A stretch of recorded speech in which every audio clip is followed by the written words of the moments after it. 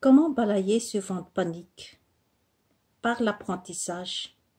Apprendre à connaître un individu, son pays, sa culture, et puis apprendre à se connaître soi-même.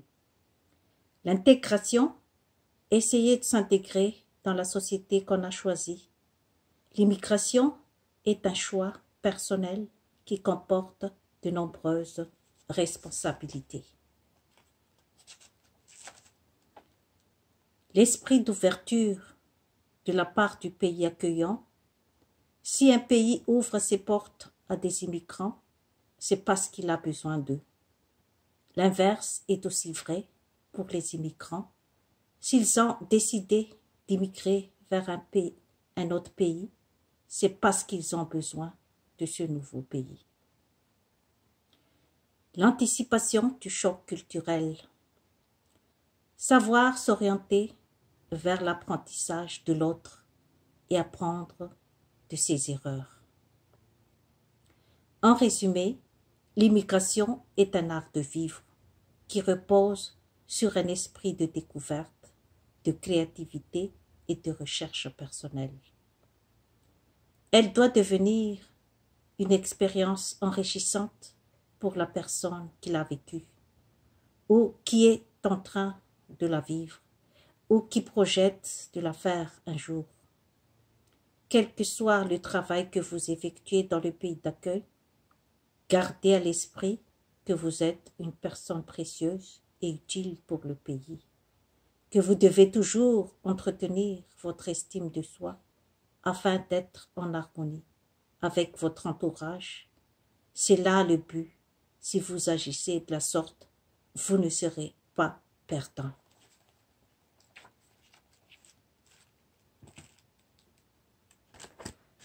Selon Oprah Winfrey, je ne connais pas encore le remède au racisme. C'est ce que je peux dire aux Noirs, c'est de persévérer. Pour être un esclave, il n'est pas nécessaire d'être soumis à des lois qui vous ordonnent où vous ne pouvez pas aller ou à quel endroit vous ne pouvez pas vous asseoir. La seule chose qui peut vous libérer est de croire en votre liberté. Les 7 piliers du bonheur. Définition du bonheur. Il faut avoir un objectif et un rêve dans la vie. Fournir les outils nécessaires pour son projet. Auto-évaluation, évaluer sa force et sa faiblesse pour atteindre son rêve. Fournir les énergies nécessaires pour atteindre son objectif. Cultiver la santé physique, mentale, spirituelle. Comment cultiver la santé physique? Comment faire face à un échec? Développer sa capacité d'adaptation. Le bonheur est une décision. Définition du bonheur. Le bonheur est un état émotionnel agréable, équilibré et durable dans lequel se trouve quelqu'un qui estime être parvenu à la satisfaction des aspirations et désirs qu'il juge importants. Il perçoit alors sa propre situation de manière positive et ressent un sentiment de plénitude et de sérénité, d'où le stress, l'inquiétude et le trouble sont absents. La notion de bonheur traverse toute la pensée occidentale depuis Socrate, 5e siècle avant Jésus-Christ, mais elle évolue sensiblement au fil du temps. Le thème du bonheur est étudié durant l'Antiquité grecque puis romaine, épicurisme et stoïcisme. Les philosophes s'interrogent principalement sur les conditions qui relient ou, au contraire, opposent le bonheur et le plaisir. Les Grecs emploient le terme eudémonia, qui donnera plus tard le mot eudémonisme. Pendant plusieurs siècles, la chrétienté substitue le débat sur le bonheur par celui sur la béatitude. ne peut vivre dans la sérénité que celui qui entretient un dialogue avec Dieu. Les questionnements sur le bonheur reprennent avec le temps moderne. Plus exactement, au XVIIe siècle, quand émerge la philosophie morale Pascal Spinoza, un certain nombre de penseurs occidentaux s'attachent alors à élaborer des doctrines visant à définir l'état de bonheur ainsi que les voies pour l'atteindre et le maintenir. Spinoza utilise les termes béatitude et félicité.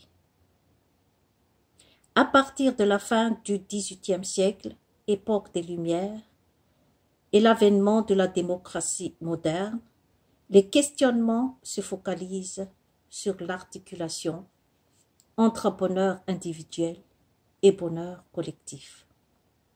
Mais durant la seconde moitié du XIXe siècle, Marx et Nietzsche désignent le bonheur comme une question occultant certaines réalités. D'une part, les inégalités sociales, d'autre part, le fait que les humains doivent endosser une lourde responsabilité morale du fait qu'ils mettent progressivement un terme à l'autorité exercée jusque-là par la religion. Pour Marx, le bonheur est une valeur bourgeoise. Il faut le transformer en question politique, en facteur d'émancipation politique.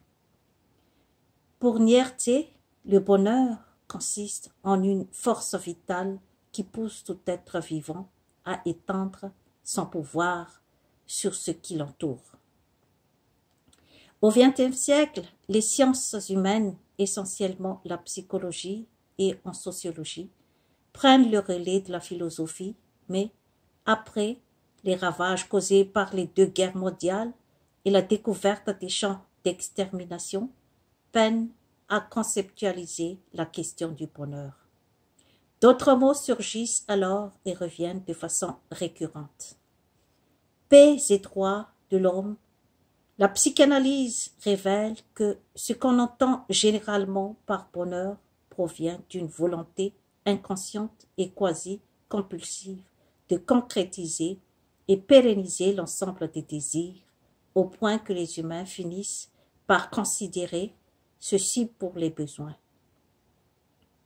Mais cette thèse reste globalement peu entendue, car les théories de l'inconscient peinent à être considérées. Durant la seconde moitié du siècle, quand les pays industrialisés sont marqués par les consumérismes et la multiplication des loisirs, et que les modes de vie concourent à un individualisme généralisé, le bonheur tend à être identifié au bien-être et au confort. Émerge alors le courant de la pensée positive. Les arguments se multiplient qui visent à convaincre les individus qu'ils peuvent trouver en eux-mêmes les ressources nécessaires pour conjurer tous les désagréments et endurer le malheur. On parle alors d'estime de soi, de développement personnel, de résilience, d'économie du bonheur, ce qui n'empêche pas les neurobiologistes d'étudier les relations chimiques à l'œuvre dans le cerveau, de façon à concevoir des traitements médicamenteux pour lutter contre les pathologies liées à la vie moderne, stress, burn-out, dépression. Au début du XXe siècle, le nombre de livres sur le bonheur explose dans tous les domaines, non seulement en philosophie, mais dans le domaine du management. On parle alors de psychologie positive et certains voient dans ce phénomène d'émergence d'une véritable industrie du bonheur. Le thème gagne même des champs totalement inattendus quand les Nations Unies proclament la Journée mondiale du bonheur, quand certains scientifiques entreprennent de mesurer le bonheur. Il faut avoir un objectif et un rêve dans la vie. Tout commence par un rêve, un désir de réaliser un projet, de devenir comme quelqu'un qu'on idéalise. Souvent, c'est une vedette, que ce soit dans le monde des arts comme un chanteur populaire, ou un acteur de film, ou un homme d'affaires prospère, ou un célèbre politicien, ou une présentatrice de la télévision, etc. Le plus souvent, c'est un rêve d'enfance enfoui en nous qui réapparaît à un moment de notre vie, à la croisée du chemin, où nous devons choisir notre destin. C'est parfois au moment difficile de notre existence par lequel la piste est embrouillée entre la réalité de la vie et le désir irrésistible, qui nous pousse à aller vers un chemin différent de l'habitude de notre monde. Ce choix est dans la plupart du temps incompris par l'entourage, la famille, les amis, etc. Ce qui entraîne l'isolement d'une personne souvent exclue à cause de ses idées mal reçues par une société déjà moulée par une image unique de la réussite et du bonheur. Seule la force du désir peut pousser une personne à poursuivre son rêve et à y croire, même si elle est souvent la cible de beaucoup de moqueries, comme « arrête de rêver, mets les pieds sur terre ». Ce genre d'obstacle peut influencer souvent un être humain à ne pas réaliser son rêve et abandonner ses ambitions. On trouve parfois ce genre de situation dans un groupe de jeunes alcooliques et toxicomanes. Ce sont souvent des jeunes qui n'osent pas percer avec leur talent par peur d'être rejetés par leur groupe. Car l'ambition entraîne souvent l'isolement. C'est la croisée du chemin qui entraîne une déchirure chez une personne qui a choisi son confort avec le désir enfoui en elle-même, qu'elle essaie de faire taire avec l'alcool et la drogue.